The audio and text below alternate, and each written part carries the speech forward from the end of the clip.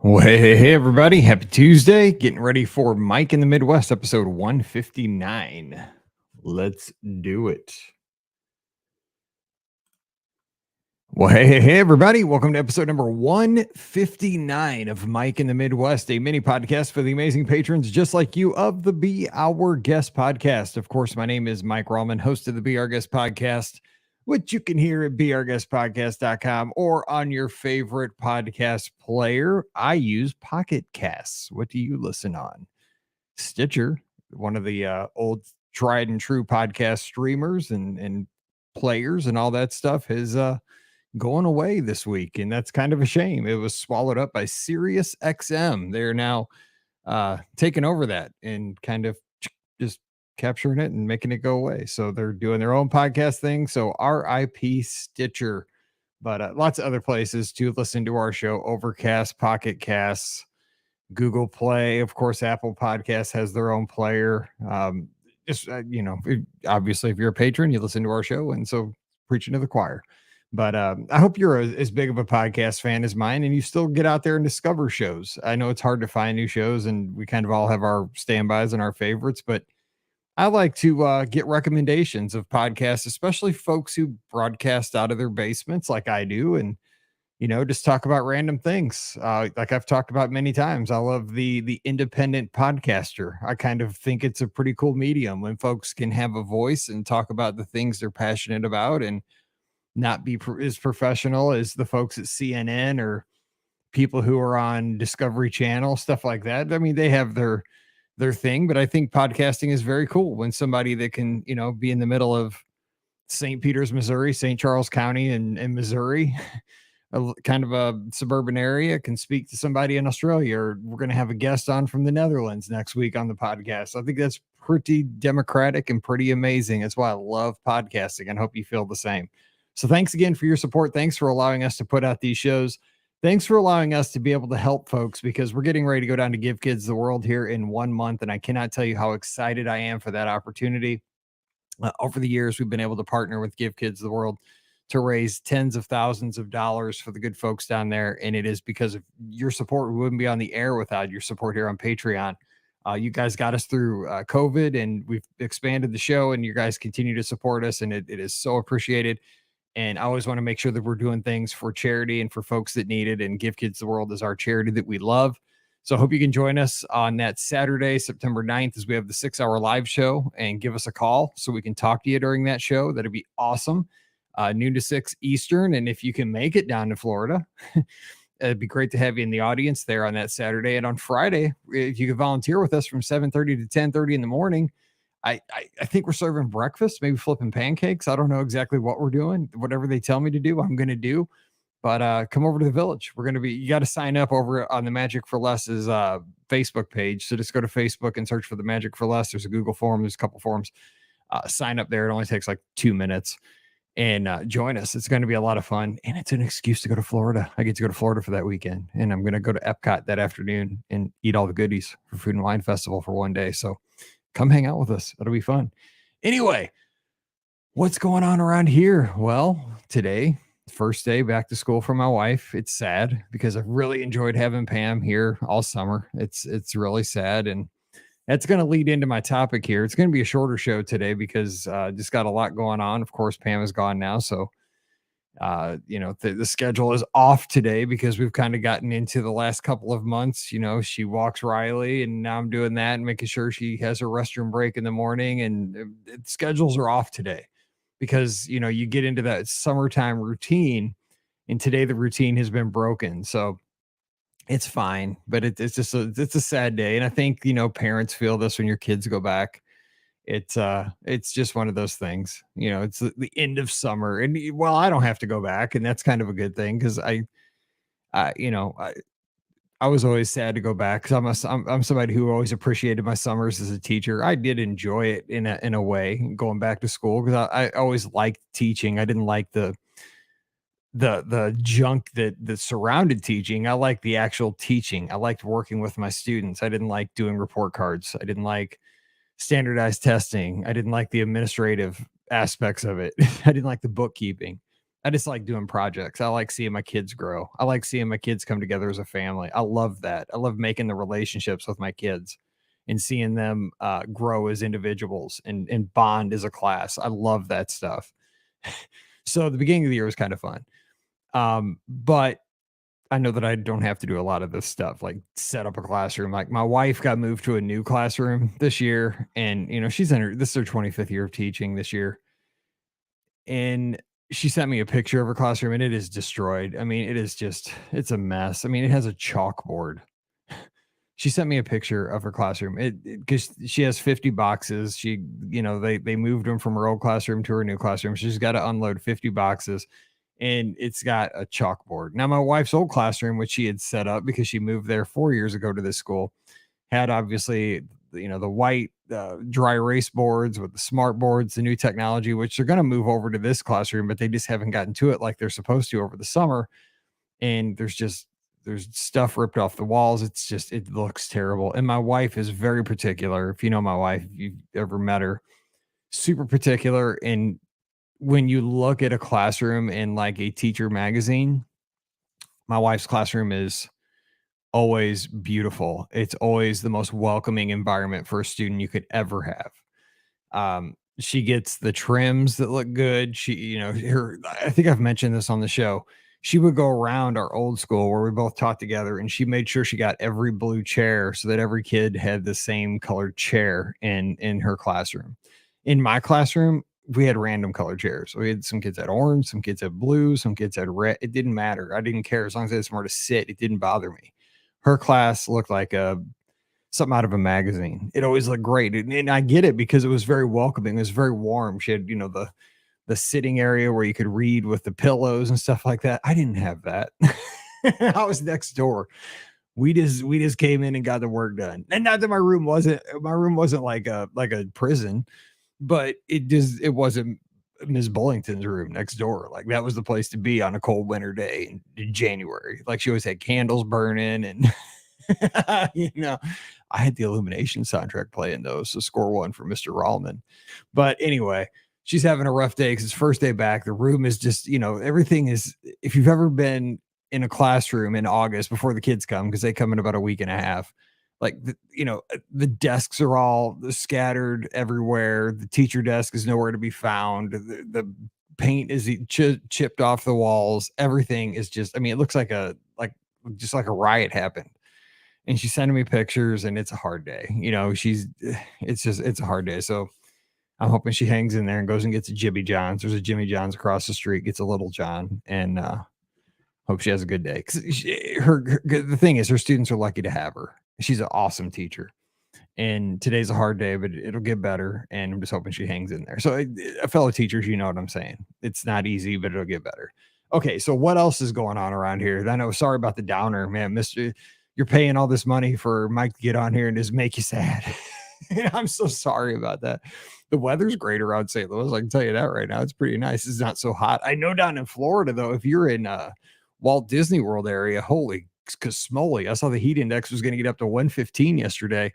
I mean, I like the theme parks and the heat doesn't bother me too much, but 115, that's getting on the verge of where I might melt. That might have me tapping out. Even in a pool, it might have me tapping out at 115. I don't even know about that. That's insanely hot. So yeah, stay cool. If you're down in Central Florida, be cool, stay cool. That's a little bit insane. Let's see what else is going on around here. We have some cool podcasts coming for you this week. So we have listener questions, obviously tomorrow. This week we have Pam and Ricky joining me again. So the old school crew back in the day, we're excited that Ricky was able to be on the shows with Pam and I. Pam's there. Scott will be on Sunday night show. So we have everybody kind of getting into the mix. Friday, we did a kind of a fun show, and I was kind of missing the back to school kind of thing. And here was the premise, and I'll give you the premise right now because I tried to explain it on Friday, but I don't know how good of a job I did. So we did that Mount Rushmore concept that a lot of sports talk stations do, where you take, like, they'll say, who are the Mount Rushmore of quarterbacks in the NFL? And you got to pick the top 4 quarterbacks that you would chisel onto a mountain to stay forever. Like, these are the best 4 ever, and this is what everybody's going to look up to. And Scott and I, back in the last show we did in 2021, so it was like December 30th of 2021, we did the Mount Rushmore of Disney attractions, restaurants, and resorts all in one show. And we both brought our own lists to the table. Now, Ricky and Pam were not obviously on that show. It was just Scott and I. So this time we just did Walt Disney World Resorts. But here's the deal: instead of bringing our own list to the table, what we did instead was took a concept that I used to do with my sixth graders. And it was a concept where you had to defend, you had to compromise, and you had to debate. So we had to come up with a collective, one definitive Mount Rushmore of Walt Disney World resorts between the three of us. So we had to nominate some resorts. We had to defend why we nominated those resorts. We had, I think, one, two, three, four. I think we had 7 nominations. We talked about these 7. We gave the positives of these resorts. What are some of the negatives which might keep them off of the Mount Rushmore? We talked about them. We said some of them were stone cold locks, and so we just kind of locked them in. And then we had like 2 or 3 slots where we had to decide, what do we do here? Do they make it? Do they not? So we have a debate on the air, and especially those last couple were really tough. So I think you're going to enjoy Friday's show, but it was definitely an exercise in compromise, debate, and tough choices at the end. And I want to see what your list comes up with. So here's the trick for you guys, because I don't think I said this on the show, and I wish I would have. In your head before the show starts, get a list of 4 of what you think our 4 will be. So before we even get rolling, come up with what you think our Mount Rushmore 4 resorts would be. Walt Disney World resorts. It's all Walt Disney World. And then see if, because I have a feeling, because you guys know us so well. I mean, you guys have listened to our show, some of you guys, for 15 years. You know us better than our spouses, I feel sometimes. So maybe you'll know immediately what our 4 are going to be. I don't know. Probably. I think you might. But if we don't, tell us what your 4 would have been. I'm dead curious. I want to hear. And then give me feedback here on Patreon for next week. I'd love to hear that. All right. So those are going to be the shows for this week. Please call on Sunday night. We had a rocking Sunday night show last week, man. So many calls. It was so much fun. So thanks for doing that. All right. Last week we talked about the anniversary of MTV. I feel like Kurt Loder. Here's your MTV news on the 58. I still listen to 80s on 8, so you get some of those VJs, which is pretty cool. And I love the countdowns. But here, let's get the feedback from folks that are talking about MTV. And Dennis down in Texas, my good buddy. And oh my gosh, we get a question on tomorrow's show, and I could not pronounce. Is it Ahsoka? The new show that's coming out on Disney Plus. I know it's a big popular show, and I called it a cartoon. I know it's an animated special. So please don't yell at me. I totally flubbed that question, but I apologize, especially to Dennis, because Dennis is a Star Wars super fan. Dennis, my parents said we're stubborn about getting cable when I was a kid. They just didn't see the need to pay for television programming. However, eventually we got it like everyone else. I didn't watch much MTV until I was in middle school, and I didn't get home from school before everyone else.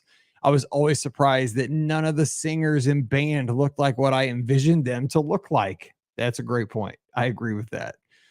A lot of them had huge hair and crazy outfits. Also, I was frequently surprised with how the video would interpret a song differently than I imagined it. MTV was the outlet that really introduced me to a lot of the big rock, heavy metal, and grunge bands of the late 80s and early 90s. It was kind of disappointing that they moved away from videos, but to be honest, I can't remember the last time I watched MTV. It's easily been over a decade, if not longer. Right. I mean, I haven't watched MTV in years. I mean, you kind of moved over to VH1 for a while because they played videos, but kind of like an AC format. But yeah, it's been forever since I've watched MTV. But I wish that, and I know there's like a MTV retro or classic. I don't get that on my package on Spectrum. I wish I did though, because I would like to I have an app on my smart TV that just came with it. It's called like Retro 80s or something, and it plays a few 80s videos every once in a while, which is kind of neat. But man, I miss the old MTV.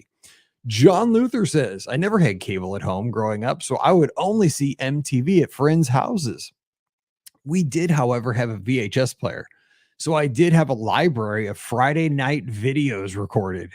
Whatever time it was aired was after my bedtime. I can definitely remember what a big deal Thriller was when it premiered, And it's hard to explain what a big deal that was now. I can still vividly remember so many other videos of that era. Safety Dance, Every Breath You Take, Come Dancing by the Kinks, Our House by Madness, and It's a Mistake by Men at Work. It's a mistake. That's such a good song. This one didn't quite stand the test of time. I love that song. It's a mistake. Oh, it's a good song. Those tapes still may be around somewhere. Those videos themselves would be easy to find on YouTube, but I'd still love to see them just for the ads. Yes. Those are some of the quality songs. I am thankful for like Sirius XM because 80s on 8, I can always count on it. I can turn it on and kind of go back to those days. But I do wish that Sirius XM, and I know what they're doing. They're playing like because they go in these tests. Because when my dad my dad still works in radio, but when he worked in oldies radio, they would do these test things, and they would go to a hotel and get a big ballroom. They'd pay people, and they would play snippets of songs for like 2 hours. They play like 10 seconds of a song, and they'd have to rate it like 1 to 10. They pay these people. And then that's how they program the station. The highest rated songs they play all the time. I just wish 80s on 8 would just like go a little deeper and play some of the songs that didn't hit like the top 10 of each year, and play some of the songs that maybe were like came out, they peaked at like 38 in like 1981. Like we know them, but they were only played a little bit. So yeah, good stuff though. Thank you guys. Let's see. We got a little bit more feedback over on the video side. Maybe let's go. Yes, we do. Deanna says, the MTV of my generation was TRL, Total Request Live, Spring Break, and then got into more of the reality shows. I was not allowed to watch MTV at all, but I got really good at the back button on the remote, so I could easily switch it back to approved programming when my parents walked in. What? You got to keep an eye on Deanna. She's one of those. She's probably at work right now, looking like she's typing, doing all of her spreadsheets and stuff, and like, I'm on Amazon shopping. I didn't watch all the TRL stuff except for I did every once in a while because at that time I was DJing at the skating rink. So I try to play the same music at the skating rink on the weekends or like, the stuff. Sometimes I DJ'd at a club too. So I try to pick up some of that stuff. Speaking of MTV, do you guys remember the MTV CDs that you could buy at that time back in the day, like in the 90s? The Club MTV CDs that were like all like mixed together, like one big track. And they had the jock jams and stuff like that. I forgot about those things, man. They rocked. Len out in Maryland says, I have a possible show topic, but feel free to not address it. I understand the benefit of travel agents get in the Disney World travel agent relationship. I was curious what Disney World considers the benefits of the relationship. I have my guesses in that the travel agent becomes a bit of a computer service proxy for Disney, providing a more personal relationship with the Disney guest. Certainly with you and the podcast, they get great medium to encourage future visits. Are there any other benefits to Disney I may be missing? Okay, real quick. I mean, we could do a whole show on this, and actually I may do it in a couple weeks. The biggest thing is when Disney likes working with travel agents because we cut down on the time it takes them to book a trip. When they work directly with a guest, it takes them a lot more time to get from the time the money gets deposited for the trip. Like when they work with the travel agent, we do all the work with the guests, like on that end. So it cuts down a lot of time on the, how do you do this? How do you do that? Like we take care of all that up front. So by the time they work with like somebody like me, I'm pretty much just taking care of like putting the money down. So they don't have to do that from their end. So it saves them a lot of time with their cast members. So that's where basically it's like, they're paying us to kind of do that job. That's what we've been told. Andrea, but there's other benefits we'll talk about. Andrea says, this episode brought back so many memories of the hours I spent watching MTV. When the network began, we lived in an area with acreage, so cable TV did not get to us for several years. My friends had it, so we spent lots of time watching videos from our favorites like Def Leppard, Van Halen, Motley Crue, and more. One of my favorite videos was Twisted Sister's I Wanna Rock, which began with a teacher asking a student, what do you want to do with your life? A moment I won't forget was the day Kiss's video for Lick It Up premiered. It was September 1983. It was the first time they would be seen without their makeup. I went to a friend's house who lived a block from school so I could watch the world premiere of the video from my favorite band. I also love the Thriller video and People Get Ready by Rod Stewart and Jeff Beck. Music videos were an art form that impacted many of us. Man, Andrea just nailed it. Exactly. They were events. These videos were events. They were art. They were mini movies. I mean, they were truly mini movies. Like you just watch them over and over and over. And the video was as important as the music. It's so hard to like tell kids of this generation how different music was because of videos and MTV. Christina Ball said, God, I love these comments. Thank you guys. Christina Ball, we lived out in the country when I was growing up in the 80s, so we didn't have cable. However, I babysat to make money as a teen. And lucky for me, all those families had cable. I would always look forward to watching MTV after I got the kids to bed. I also spent most of my babysitting money at the mall, so that meant buying music and clothes with my friends. Memorable videos for me were by Tom Petty, Cyndi Lauper, and Michael Jackson. Yeah, Tom Petty, like Free Fallin'. Yes. And Cyndi Lauper, Girls Just Want to Have Fun, True Colors. Oh my gosh, you guys are my people. Trisha up in Wisconsin, who I'm glad her daughter found a place to have her piranha team swim because I was so mad about that. But I stayed off social media because it wasn't my business. But I wanted to jump on that Y because the YMCA has a mission. And that was not it. I know I read about it in finance. I'm not going to get into it, financials and all that stuff, but it sounded fishy. I know that's terrible, but I'm just glad it all got resolved because it just sounded bad. Trisha says, I grew up in a rabbit ears on the TV household, so no cable. I literally have one MTV memory, and it was Carson Daly interviewing the Backstreet Boys. My friends and I were obsessed with them, and we had watch parties every of that episode. Okay, I don't remember too much Carson Daly. I know it was a thing. I was a dude. I was older, so I don't remember too much. I just remember he was the TRL guy, right? I think. And Craig Burnett says, thanks for the shout out on my marathon training. It's 5 weeks away in Erie, Pennsylvania. I remember when MTV was always turned on the TV, much like a radio station. It was just background music videos at get-togethers. And Thriller, when it was released, was definitely must-see TV. You mentioned a couple of food items last week. I remember combos being more popular. We had them a lot, but I can't remember how many years ago since I last had them. But we definitely buy Entenmann's Pop'ems down at Disney fairly frequently. These are the yellow cake donut holes with chocolate cover. We munch on these for breakfast and late at night. They usually have them at the gift shops. Yes, Entenmann Donuts, they have a relationship with Disney. They are in the gift shops, especially in the DVC resorts, but they also have like a Pop Century too. So Entenmann's Donuts. Who knew? Okay. I know I said it's going to be a short show. It's not, but here's my main topic I want to address to you. Again, I was thinking about back to school and I was walking Riley this morning to go use the restroom. And I was thinking about how lucky I have been in my life to have amazing coworkers. And I was thinking about back to school because when I got my first job after student teaching, I was hired on at a school called Wedgwood Elementary to teach 6th grade. And you guys all know the story. I've told it many times. I taught with my wife. She wasn't my wife at the time. She was just Pam. She wasn't Pam Rallman. She was Pam Bullington.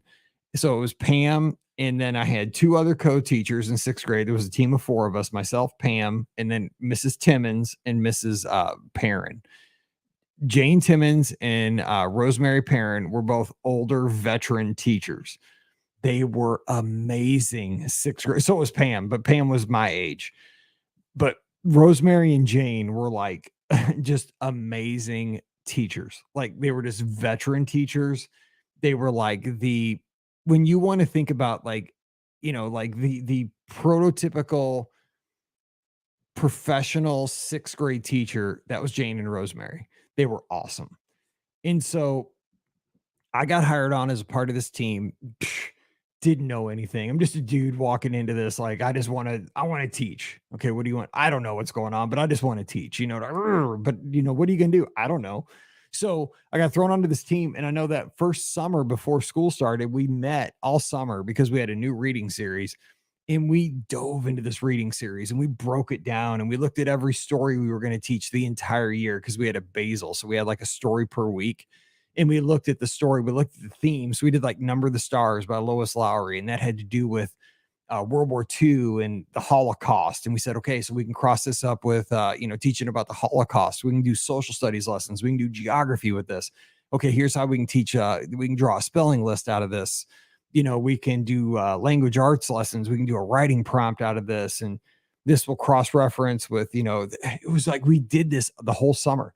And I remember like, wow, like how lucky was I to learn this is how you really teach. But at first I was like, this is my summer. I don't want to be spending my summer. I became a teacher because I want to be off in the summer.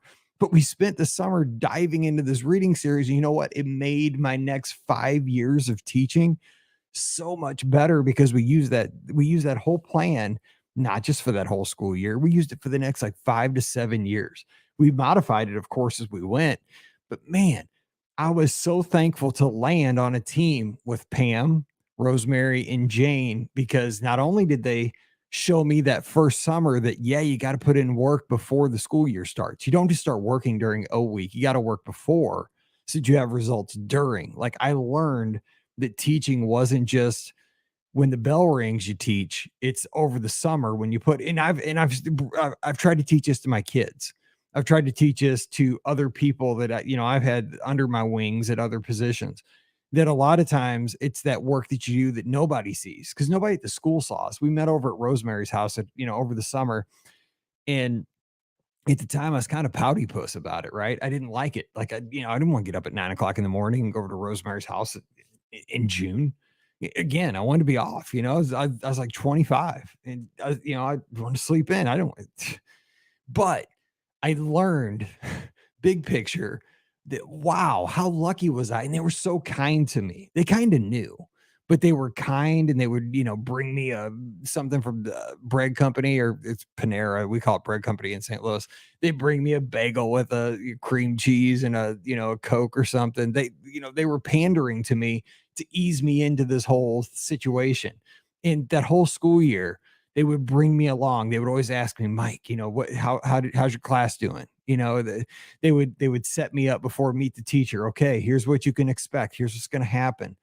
But they would let me fail. They would let me, make my mistakes, and they would ask me, okay, well, this is how it's going to go. So Jane and Rosemary, I just want to say, and Pam, all three of them, they let me grow as a teacher my first years as I was at Wedgwood. And I was so thankful because if I didn't have Jane, Rosemary, and Pam as my teammates, I would have never become the teacher I was. And I don't know if I'd have stayed in education as long as I did because they were angels. They were amazing. All three of them were some of the greatest teachers. If your kids ever landed in Jane Timmons, Rosemary Perrin, or Pam Bullington at the time, Pam Rallman's classes, they were 100% guaranteed to get a good education and be loved every day. It was awesome. And because I got to be a part of that, I was just like, whew, it was awesome. So I was very thankful to have them. I wonder if you've had people like that. Now, Space Camp, I had a fellow, I had many folks that I taught with because, again, I taught educators at Space Camp over the summer for 2 summers. And I had 2 people I wanted to call out. Dan Oates, he was a gentleman who, during the school year, he taught kids in West Virginia. He taught blind kids all year. And so he would come down and teach over the summer. And he taught me about he was just kind to me. And he would teach these teachers, regular teachers, over the summer. But I learned that he put together a whole camp that he would teach every September. It was called SciViz. It was a space camp for interested, visually impaired students. And he spent his own time going into one of the simulators and putting braille markings on all the switches and knobs and levers and all that stuff so that blind and visually impaired students could experience space camp. And I was like, wow, he's a great educator, but he went the extra mile. He didn't have to do that. And he does this every year. So Dan Oates, I learned what it meant to be a great teacher, but to go the extra mile for those that didn't ever have the opportunity to go to space camp. He did it. And another person I worked with down there was named Wesley. Wesley Kennedy. He was just a country boy who taught down in Huntsville. He was a teacher just right outside of Huntsville. And he just took me in. I forgot when I first drove down there because we had to stay in the dorms there for the 2 months we taught each summer. I forgot to take a pillow. And the first night I got to my dorm, I was like, dude, I do not have a pillow. I'm getting ready to go to bed. He's like, don't worry, we have a Walmart because I'm in Alabama. He's like, I'm taking you to the Walmart. So we went to the Walmart. He took me. He's like, what else do you need? We'll get whatever you need in the Walmart. And he showed me around. He drove me to the Walmart and he just took me, asked me about my teaching in St. Louis. And he's always being so kind. And we became best of friends while I was down there. He was a big Disney fan too. And just he was an amazing teacher. And I found out that he loves space, obviously, because he taught these teachers. But at his school, because his school was about 20 miles from space camp, we drove over there one night. He built an observatory. I mean, literally built a building because he was so gifted, like blue collar, like with his hands. He physically built a building and an observatory for his students. They could go out in the evenings and look at the stars. I mean, an amazing teacher. I mean, how cool is that? So Wesley out at space camp, thanks for showing me what it means to really get your hands dirty and go the extra mile for your kids. Now, over at the Magic for Less, I have so many amazing colleagues. I really hate to even call out names because everybody there has helped me become the thing is creativity runs wild over at the Magic for Less. Of course, Pam Forrester, the owner, co-host of the show, has taught me what it means to be somebody in a leadership role, a mentor. She shares her talents with us on the show so many times. She's such a wonderful, wonderful person. I'm so lucky to have her on the show and to teach me the ropes of travel and how to work in this industry because I have no idea. I'm learning every day, but I just try to always give my 100% to each and every guest. I try to remember every guest. This could be their first trip to Walt Disney World. This could be their last trip to Walt Disney World, but every time it's their most special trip. And so I try to remember that for every trip. If it's just a quick weekend for a race, I don't care. It's got to be the best trip ever. If it's a 2-week trip, okay, it's got to be the best trip ever, but it always has to be. I got to give it my full attention. That's what I do. Um, but people like Ben Lappin, Jeanette, Michelle, Kathy, I have so many folks who make it possible for me to step outside of the office and be able to run a race or go to Give Kids the World or take a vacation with my family and just disconnect for a week and be able to be a dad and be able to be a husband. That's so important to me.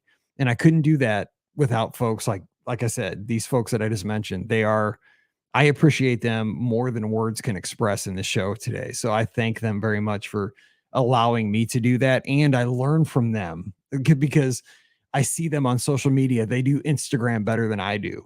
They do Facebook better than I do.